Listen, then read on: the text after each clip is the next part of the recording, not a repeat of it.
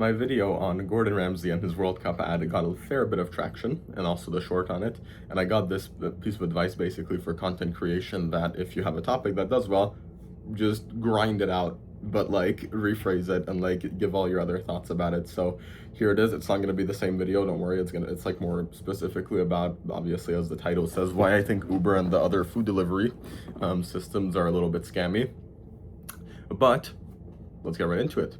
So if you already watched those, then you may have a fair idea of what's going on, but if you don't, here's a little bit of a recap. The World Cup, massive soccer, football, footsie, whatever you want to call it, competition. People run and kick at the ball, yay, fun. Unfortunately, I just cut myself, very nice. So unfortunately, since it's being held in the US this year, and the US is known for Super Bowl and ads, and many ads as possible, they also have this new fucking thing called a hydration break, which is like, they've always had it, but now they have to give it a name, so basically they can play a good amount of ads. And so, is that just a pimple or did I cut myself?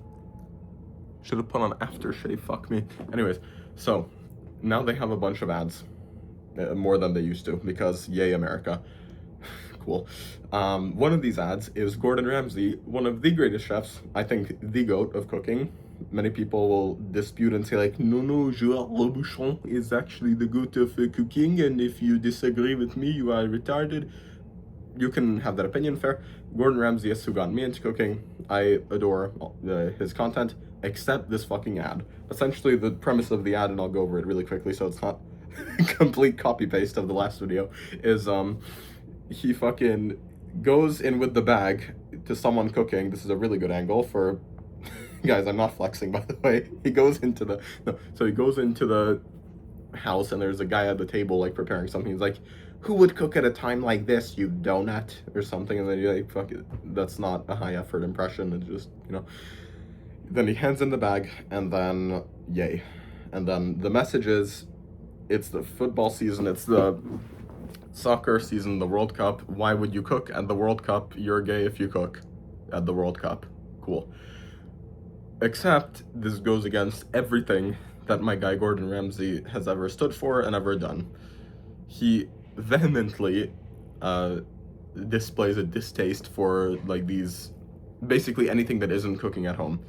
Like takeout, like when he hears that someone does takeout or something, like someone orders pizza to his restaurant, obviously it's a little bit of a different thing, but same premise. It's like he kicks them out, or his Jean-Claude, what's his name?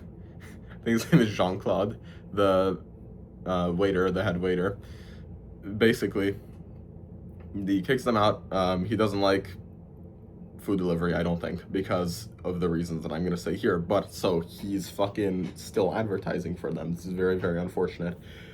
Fortunately, a little saving grace is that Gordon has done excuse me, I'm just gonna get myself into a nicer position here. So Gordon has done this before. He's done his fair share of shit like this. The most notable example is, and by shit like this I mean just ad. He makes an ad, but he doesn't really believe in it, and he just fucking pushes it.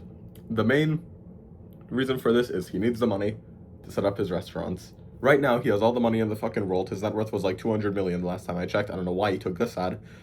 Or maybe he just had a change of heart, midlife crisis, and he just really likes food delivery now and thinks cooking is a waste of time. I don't fucking know, but that's most likely not the case. Essentially, he was like, he was doing an advertisement for this Apple company called Bramley Apple in 1998, and I guess it's a thing in Britain. People in the US don't pay that much attention to the brand of Apple, and the people in fucking Hungary, like, because I'm Hungarian, it's the only other real place I lived other than the US. People there also don't really care about the Apple, but I guess the Brits, they really do care. And so this Bramley Apple is a brand, and it's supposed to be the best baking apple. Cool. They hire Gordon Ramsay, who even in 1998, which was now, like, was it 30? It was like 28 years ago. Yeah, it was 28 years ago. And so, it's an easy calculation. It was 28 years ago, and even then, he was a pretty big name, so they gave him the ad. Like, cool, cook something with this fucking Bramley apple, and then, like, say that it's a really good apple, and we'll give you $5,000 for, like, 30 minutes of your time. I can't fucking get over this. irritation.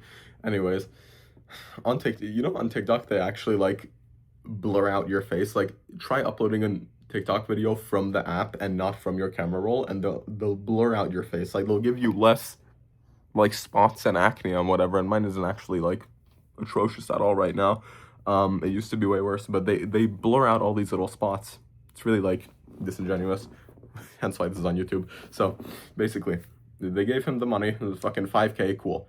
Afterwards, we find out, or actually even during that, but obviously post-production, we find out that Gordon hid a Granny Smith apple, which is a competing brand, a different apple, into this bag, and he was like, I'm gonna throw them real well. Wonder how many of these posh journalists will realize the difference. And it's cool to see, because he's like, oh haha lol, here's Gordon, and he's like kind of taking a stand against it, and that caused a bunch of controversy. And that made sense because he needed the money. He was known, but he was very much struggling with bills as he was just putting a massive amount of investment into his new restaurant. And at that time, sure, it made sense. But now to advertise for Uber Eats, it's like fuck you. Like I don't know, like lovingly fuck you, because like fuck the fact that you advertise for Uber Eats, because it goes against everything that his career has done before, and it's very disappointing because maybe this is parasocial relationship or whatever, but it's very disappointing since he is my favorite chef, and I think he's done the most for cooking out of probably anyone, at least in the modern like past century or past couple of centuries. And so seeing this is very heart shattering. It's very, very not nice. Now, why specifically? Because Uber Eats is super popular. Almost everyone either knows someone or they themselves are like, hey, what do you want to eat today? Hey, let's fucking order something. Boop, boop, boop, boop. Done. 0 delivery fee on your first order of 12 live humans or whatever fucking deal they have when you first sign up. And it seems just like a well-meaning organization. They just deliver food. There are basically only two like things to attack them on, but these two are very big. Number one is the price, which they aren't entirely responsible for, but it's the customer's responsibility obviously to pay. And so if the price is shit, doesn't matter if the company is responsible for it, or like external factors or the restaurant or like just food prices in general, the customer pays the price, which is unlucky. And if there are better alternatives, then they should be taken into consideration. Number two is the food quality. Oh, and I guess number three is like kind of the more spiritual, like vague answer, which is more of the experience. Number one, let's cover the price because that's the easier one. So, is getting Uber Eats delivered really fucking expensive? No. Actually, no, it's not that expensive to get it delivered, especially since I think I've gotten it maybe one, or like my friends have gotten it once. I honestly don't know. But from what I remember, it's not ridiculous. The delivery fee is not ridiculous. Expecting to tip the driver is a little bit ridiculous because, okay, I'm not saying like tips are bad because I've worked many jobs like at a cashier and obviously tips are appreciated, but anyways, it works interestingly where at the cashier, for example, if you actually go to the restaurant and you just fucking order on the kiosk with a 20-year-old who wants to kill themselves in a video game rather than to be there, and then you tip the kiosk, that tip actually doesn't go to them directly. Here's a weird thing, because I worked in basically a bakery, but we had the modern kiosk set up. If you tip that, it doesn't go to the cashier, so it's not like you see a struggling young buck and you're like, oh, let me help him out here. If you press the fucking tip button, which is like 20-30% or some bullshit that they pre-select for you, that doesn't go directly to them. What happens is they accumulate the tips and then they divide them between all employees. Interesting. So if you actually want a tip, just like give a cash tip. It still helps them out a little bit, but not as much. Like it's not really worth it for you, because what you basically wanted to do is you wanted to give like an extra $5, an extra $10 to this one specific person because they were nice to you, or they were fucking like they seem like they're struggling or whatever else, or you just want to be a nice person. What actually happens is your tip of $10 or $5 just gets distributed into like 10 cents for everyone, and like half the employees are assholes who want you dead and half the employees are like really nice. So maybe reconsider tipping at the kiosk. I just think if there's no waiter involved, And if the person isn't like doing a service, then fuck you. If the person is just standing at the cash register, and then especially if you serve yourself, as someone who's worked in this position before, as someone who's worked here, like it's so embarrassing to get the like little tip sign because it doesn't even fucking go to the person, all of it. And so usually I would just skip the tip screen, just like tap 0 for them. Maybe that's a little bit of like self-reporting. Maybe that's a little bit of like Among Us, like what's it called? Third imposter. Maybe I'm third impostering a little bit, which is basically when you're against your own side. Maybe that's a little bit of that, but it's just so embarrassing because this didn't used to be a thing.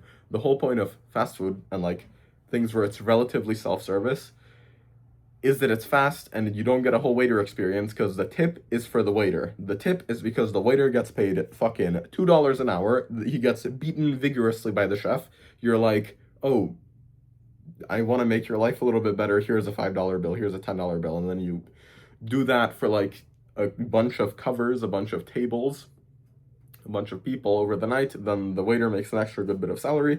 And then he's waiting to like endure the abuse from the back of the house in the kitchen. They don't always get abused, but it's just funny to say. Like, there's this one point in the Boiling Point documentary again from 1998 where he's like, "You wearing a fucking blue plaster on opening night?" Because the waiter like cut his finger open, and he put a blue band-aid on it when the rest of his outfit was black.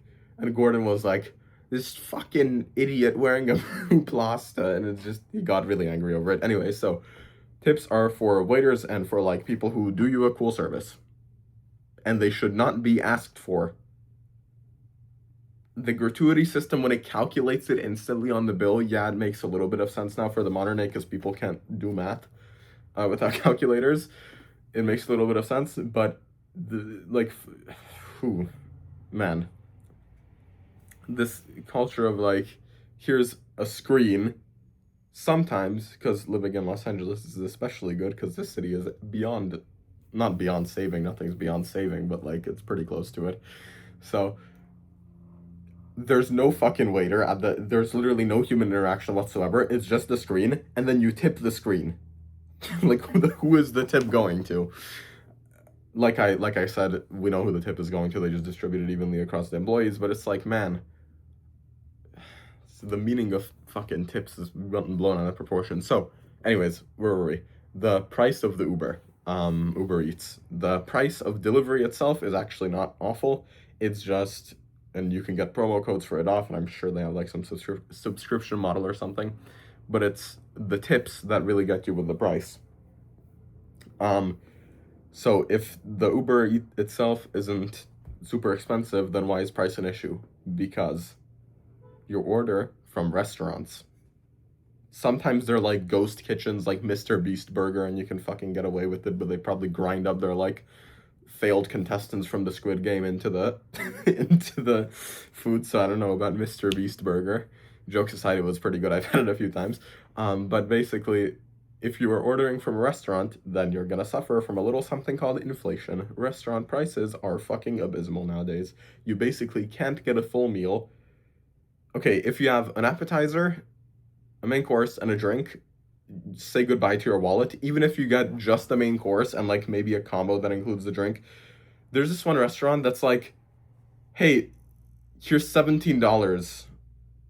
And just the number 17, not 16.99, because back when the world was normal, it was like, hey, Big Mac, $3.99 or some bullshit. I wasn't around back then, but it was like, hey, $3.99.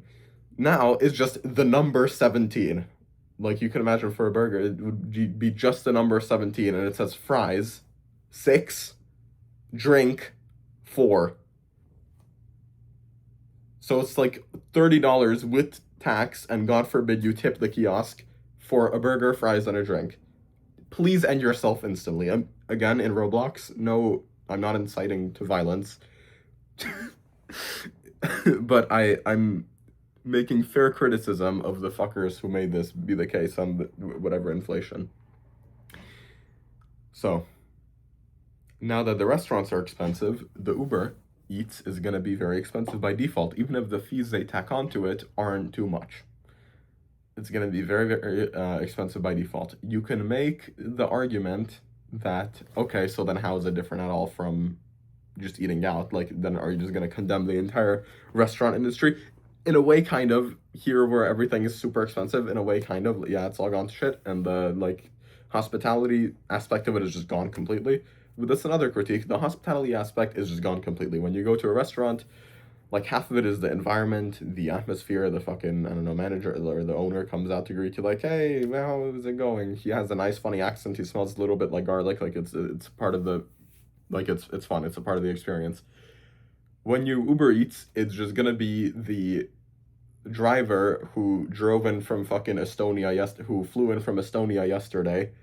People can decide whether that's racist or not because they don't know where Estonia is, because it sounds kind of like it could be anywhere. So they're like, oh, but if you look up Estonia, that joke is actually okay to make because it's a European country, and that's okay to make that joke somehow. Anyways, the driver flew in from Estonia 2 days ago. They're on the fucking bike. They give you like, no smile, here you go, like, cool. they're 45 years of age, and it's just like, wow, what great hospitality. Not that they should be doing anything different, because as the driver, your job is just to get the food from A to B. But when you're paying the same price as in the restaurant, because you kind of have to, you do have to, delivering isn't cheaper, definitely, then having one half of the experience removed is not fucking nice. That covers the price aspect of it. Then, just really quickly, there's the food itself, because we almost passed 1648 in the video, the legendary Sabaton song. So there's the food itself, which when they cover it in like plastic packaging, and like even sometimes the aluminum, it's just not the greatest quality, especially if it's supposed to be anything crispy. Then it's just fucked, because the texture is just gonna get all soggy and whatever. It may even get cold if you're really unlucky and if you leave it waiting for a long time. So the food experience itself is actually just not going to be good. Number 3 was the hospitality and the experience side of it, which we already kind of covered. So I guess that's done. I just did them out of order. But now, what's the alternative? Cooking at home. This is way cheaper, number 1. Number 2, you can, like, deathmog most restaurants within like 5, let's say, weeks of like researching cooking and like trying out different recipes. You can mog most restaurants into oblivion, because most restaurants don't, like, if they've been around for a while, if they're a new restaurant, then sure, but if they've been around for a while, then they've probably kept their same methods. They're not trying that hard to improve, like, it's worked for them, and so they use the same outdated cooking methods, whatever, and then it's not very, like, it's okay. It's basically okay to get by. When you learn to cook, you can exponentially, like, upgrade the skill of how nice the food is and how nice it tastes and what the texture is like and all that. And you can just make it taste way better. That's the number 1 thing. Number 2 is you may actually find it fun. I find it very fun. People who like to cook obviously find it fun. Even if you don't find it fun, it's going to be cheaper and it's going to be quicker than getting it delivered. It's going to be less convenient, so if you're like really fucking lazy, then maybe like, oh, geez, cooking takes time. Fuck you. Cooking takes time. Are you genuinely working 16 hours a day? No. If you are, please go ahead, go get your food delivered. But if you're not, cook. It's so much easier. It's way healthier as well, which I'm not going to go over in this video, but there's the whole nutrition side of things, because I'm going over the culinary side of things now, where there's the whole nutrition side of things where cooking at home is way healthier, because you know what goes into it. If you're averse to fucking seed oils or whatever, then you can cook with butter and tallow and like cow testicle. If you have some allergy, then you can address that. If you have like a certain macro split that you can address that. It's just way healthier. It's way harder to make anything unhealthy at home. To cook something unhealthy at home takes so much fucking effort. Like, what can you think of that's unhealthy? Deep fried anything. To deep fry food, it takes such a long time. You have to heat up the oil, then you have to cool down the oil, then your fucking whole house will smell like oil, and it's fun, it's worth it for a lot of times, but you're not going to be doing that often, and so you're not going to get the health drawbacks from that, where if you just go to KFC, well, KFC is dirty as shit and also overpriced, but you get the fried food at home, it's tasty for just way simpler. So to cook healthy food is generally easier, simpler, it takes less time, but to cook unhealthy food, it oftentimes takes more time. And it's more expensive. So it's just a win-win. It's gonna be cheaper, healthier, more fun for you, all that fun stuff. If you watched this video until the end, then go check down the description, the things I sell. They would definitely interest you because it's just more me talking like this. If you like the type of way that I explain things, it's way more in depth and I make it like good value for the money. So definitely check that out. See if you're interested. I have all the info about pricing, whatever the fuck other questions that you have in the page down below. Other than that, this is why don't Uber, man. Just fucking eat food, cook at home. Very nice.